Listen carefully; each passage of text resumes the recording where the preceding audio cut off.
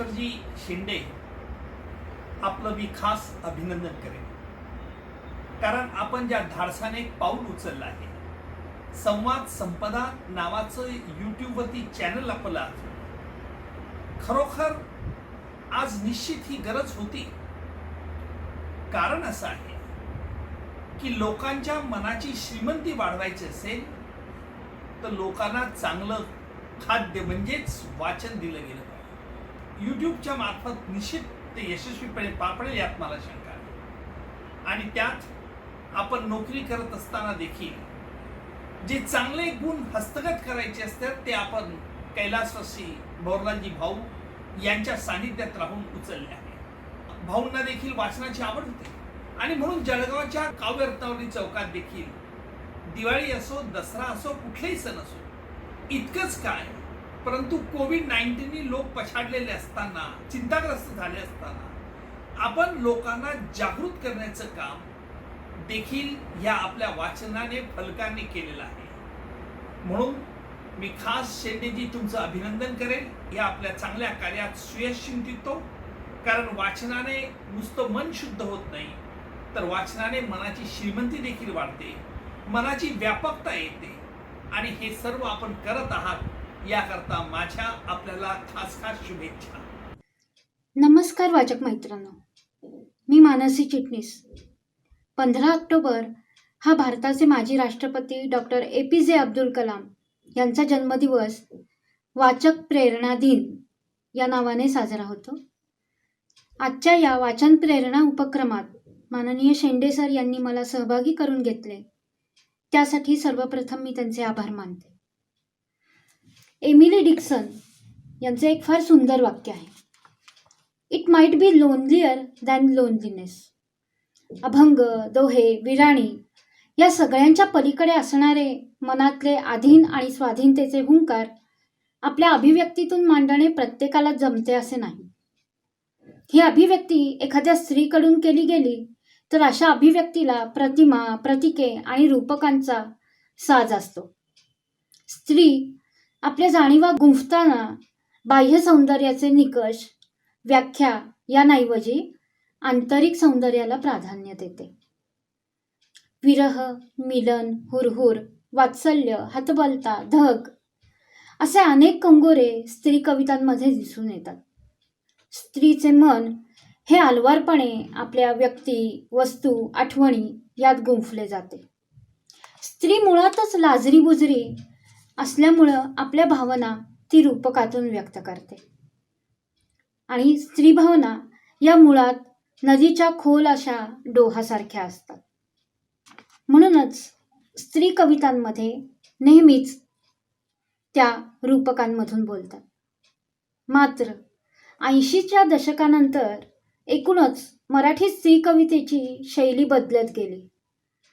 परदेशीय लिखावटीची शैली आणि मुक्तछंद यांचा कविता लेखनासाठी वापर वाढला. तसाच बदल स्त्री जाणीवा व्यक्त करणाऱ्या कवितांमध्येही होऊ लागला. या कवितांमधील रूपके, प्रतिमा यांचा वापर कमी होऊन आशयाची थेट अशी अभिव्यक्ती होऊ लागली. असे असतानाही काही स्त्री कवयित्री आपल्या अभिजात लेखन शैलीने या प्रवाहातही स्वतःचे वेगळेपण टिकवून होत्या. इंदिरा संत या देखील अशा वेगळ्या कवयित्रींपैकी एक. मराठी सारस्वतांच्या अवकाशात आपल्या स्निग्ध तेजाने तळपत राहिलेली ही एक काव्यशलाका. प्रत्येक कवीच्या कृतीचा त्याच्या सृजनाशी संबंध असतोच. तसा इंदिराबाईंच्या बाबतीतही काही टप्पे महत्त्वाचे ठरतात. आयुष्यातील हे टप्पे त्यांच्या साहित्यिक वाटचालीत मैलाचे दगड ठरले आहेत. त्यांचा जन्म बेळगाव जवळील तवंदी या छोट्याशा पण निसर्गसंपन्न अशा खेड्यामध्ये झाला. लहानपणापासूनच निसर्गाच्या सानिध्यात असल्याने त्यांचा निसर्गाकडे पहिल्यापासूनच ओढा राहिला.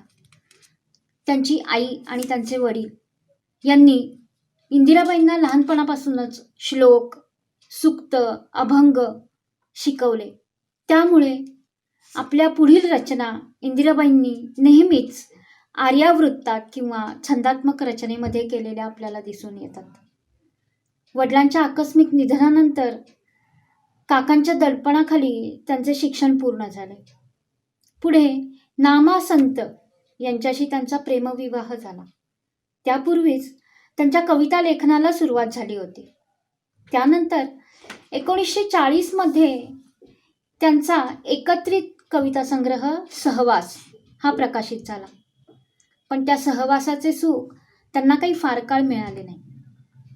सहवास नंतर 6 वर्षांनी नामा संत यांच्या अकाली मृत्यूनंतर त्यांचा संसार संपुष्टात आला. निर्मल निर्भर वातावरणी दुके तरंगे धूसर धूसर, झगमगते अन नक्षी त्यावर सोनेरी किरणांची सुंदर.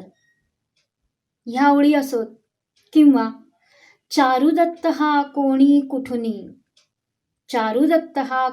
कुठुनी अंगावरला फेकीत शेला. चारुदत्त हा कोणी कुठुनी अंगावरला फेकीत शेला, वसंत सेना वसुंधरेने झेलून तो हृदयाशी धरला. आपल्या शेला या कवितेसारखंच झळाळत प्रसन्न व्यक्तिमत्व लाभलेल्या या कवयित्रीची कविता तिच्यासारखीच सतेज आणि टवटवीत आहे. कवी ग्रेस यांचं एक विधान आहे की कलावंत कोणताही अनुभव निर्माण करत नाही. त्याच्या जगण्याच्या प्रक्रियेमध्ये त्याच्या भोवतालच्या पूर्वोक्त, आदिम, ऐतिहासिक आणि वर्तमानाचा जो अनुभव असतो त्या अनुभवाचीच तो पुनर्निर्मिती करत असतो. इंदिराबाईंच्या कविता वाचताना, अनुभवताना याचा शब्दशः प्रत्यय येत राहतो. अजंठ्याच्या कलाकाराची विसरून राहिलेली एक पुसट रेषा माझ्या रक्तातून वाहते आहे असं म्हणणाऱ्या इंदिराबाईंच्या कविता 60-70 वर्षापूर्वी लिहिलेल्या असल्या तरी आजही त्या ताज्या टवटवीत वाटतात, त्यातील मनस्वी आशयामुळेच. पती निधनानंतरच्या दुःखाच्या अनुभूतीतूनच इंदिराबाईंची कविता प्रगल्भ होत गेली. मागे एकट्या राहिलेल्या स्त्रीच्या वाट्याला येणारी प्रेरणा, उपेक्षा आणि तरीही तिची जीवलगाप्रती असलेली ओढ, निष्ठा हे सारे आयुष्याचे रंग त्यांच्या कवितेतून डोकावतात. उण्यापुऱ्या 8-10 वर्षाच्या सहवासानंतर पतीच्या आकस्मिक निधनाचा घाव इतका होता की त्या जखमा पुढच्या दीर्घ आयुष्यात कधी भरूनच आल्या नाहीत. पतीचा हा चिरविरहच त्यांच्या कवितेचा आत्मा ठरला. निसर्ग, प्रेम, एकटेपणा आणि स्त्रीत्व या त्यांच्या अनुभवसूत्रांना विरहाच्या वेदनेचे कोंदण मिळाले आणि पुढे विरहाच्या अनेक छटा त्यांच्या कवितेतून उमटू लागल्या. मेंदी या काव्यसंग्रहातील तळ्यात ही कविता अशाच एका अचानक उद्भवलेल्या घटनेमुळे त्यांच्या मानसिक स्वास्थ्यावर, त्यांच्या इतर आयुष्यावर झालेल्या परिणामाचे प्रतीक आहे. सादर करते कविता तळ्यात. कसा कुणी एकाएकी खडा फेकला तळ्यात, कसा कुणी एकाएकी खडा फेकला तळ्यात, उमटल्या वलयांनी वेडा केला उभा काठ. झाली उलटी सुलटी तळ पातळी क्षणात, झाली उलटी सुलटी तळ पातळी क्षणात, चुरा कोरी व लेण्याचा विरे काठाच्या मातीत. बघा, चुरा कोरी व लेण्याचा विरे काठाच्या मातीत. ओसरता क्षण एक पुन्हा सारे थिरावेल, ओसरता क्षण एक पुन्हा सारे थिरावेल, आणि सावध काठाशी लाट उगा उमळेल, आणि सावध काठाशी लाट उगा उमाळेल. सुरुवातीला कविता वाचताना असं वाटून जातं की कुठल्याशा एका तळ्यामध्ये कोणीतरी एक खडा टाकलाय आणि सहज मारलेल्या त्या खड्याने तळ्यातल्या पाण्यावर तरंग उमटले आहेत. पण वाचक थबकतो तो चुरा कोरी व लेण्याचा विरेत काठाच्या मातीत या ओळींपाशी. इथूनच या कवितेचे वेगळेपण जाणवायला लागते. इंदिराबाईंच्या कवितेची ही सुद्धा एक खासियतच आहे. शब्दांच्या साधेपणात लपलेली अर्थाची खोली. 3 कडव्यांची ही कविता आशयाच्या बाबतीत अतिशय संपन्न आहे. एका वरवर घडलेल्या घटनेमागे बरेच काही घटित असते हे ही कविता दाखवते. मेंदी आणि मृगजळ या 2 संग्रहांमध्ये अशा अनेक आशयसंपन्न कविता आपल्याला बघायला मिळतात. नुकती विरली, ऐकतील जर पिंपळपाने, निवडुंगांच्या शीर्ण फुलांचे, तसेच नभात उरले, मृगजळ, पावसाची रात्र यासारख्या कविता संपूर्ण भावस्थितीला प्रतिमास्थित करून शब्दांच्या सहाय्याने चित्रदर्शी बनवण्याचे इंदिराबाईंचे सामर्थ्य दाखवून देतात. कविता ही फक्त आपली सृजन प्रक्रिया नाही, तर आपल्या अनंताच्या प्रवासाला गेलेल्या सहचराशी संवाद साधण्याचा मार्ग आहे, असे मानणाऱ्या इंदिराबाईंचे मीरेशी असलेले नाते देखील विलक्षण होते. त्यातील चिरविरहाचे दुःख आणि त्यातूनच सृजनशीलतेने निर्माण केलेले सुखद अनुभव विश्व हे या दोघींमधले साम्य. सहवास, शेला, मेंदी, मृगजळ, रंगबावरी, बाहुल्या, गर्भरेशीम, चितकळा, वंशकुसुम, निराकार असे 9 स्वतंत्र कविता संग्रह, तसेच श्यामली, कदली, चैतू हे 3 कथासंग्रह आणि मृद्गंध, मालनगाथा, फुलावेश हे ललित लेख संग्रह, गवत फुला, अंगत पंगत, मामाचा बंगला हे बालसाहित्य असे विविध प्रकारचे गद्य लेखनाचे स्वरूपही त्यांच्या कवितेसारखे नितळ आणि सहज आहे. कवितेला आपल्या जगण्याचा गाभा मानणाऱ्या इंदिराबाईंच्या शेला, मेंदी, रंगबावरी या कविता संग्रहांना राज्य शासनाचे पुरस्कार लाभले, तर गर्भरेशीमला साहित्य अकादमीचे पारितोषिक मिळाले. तसेच सन 1995 साली 3रा जनस्थान पुरस्कार आणि महाराष्ट्र राज्य साहित्य संस्कृती मंडळाची गौरववृत्तीही मिळाली. शेलाच्या 2ऱ्या आवृत्तीच्या प्रस्तावनेत स्वतःच्या कवितेबद्दल बोलताना आपली कविता ही आपली सखी नसून आयुष्याच्या संघर्षात व्यक्तित्वाच्या ज्या ठिणग्या उडतात त्या ठिणग्यांनी घेतलेला आकृतीबंध आहे, असा आपल्या कवितेचा त्या उल्लेख करतात. 60 वर्षे सातत्याने लिहिणाऱ्या इंदिराबाईंची कविता स्वानुभूतीत असली तरी ती दाहक नव्हती, तर स्त्रीपणाच्या अंगभूत अशा स्निग्धपणामुळे ती समयीसारखी तेवत राहिली. त्यांच्या व्यक्तिमत्वाप्रमाणे त्यांची कविता देखील प्रगल्भ वारसा वागवत राहिली. आपल्या कवितेची ढळलेली सांजही इंदिराबाईंनी जाणली होती. याच जाणीवेची कविता त्यांच्या निराकार या शेवटच्या संग्रहातही आहे.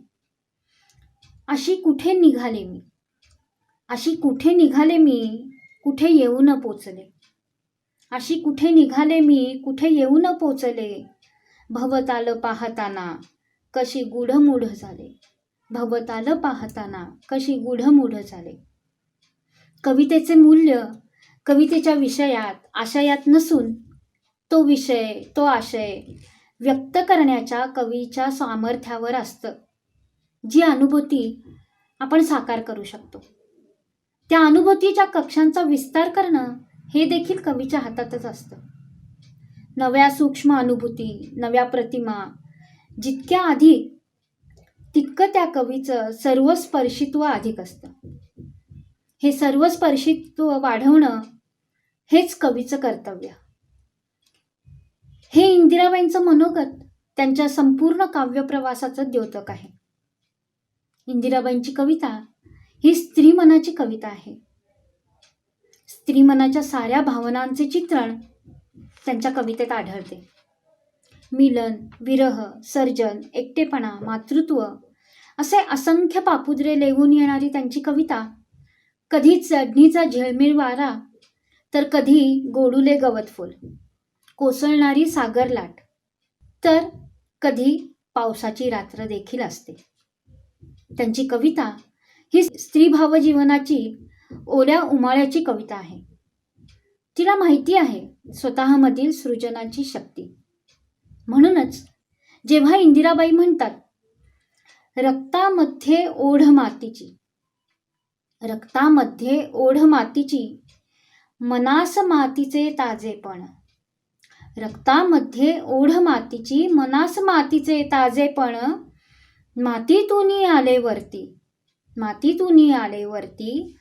मातीच मम अधुरे जीवन, मातीच मम अधुरे जीवन. तेव्हा त्या आणि त्यांची कविता एका आदिप्रतिमेच्या रूपात रसिक मनामध्ये स्थापित होतात. अभंग चिरकाल विश्वासाच्या रूपात. वाचक मैत्रांनो, आज मी इंदिराबाईंच्या कवितांच्या माध्यमातून, त्यांच्या कवितेच्या रसग्रहणाच्या माध्यमातून तुमच्याशी संवाद साधला. हा संवाद साधण्याची संधी मला दिल्याबद्दल पुनश्च एकदा शिंदे सरांचे आभार. धन्यवाद.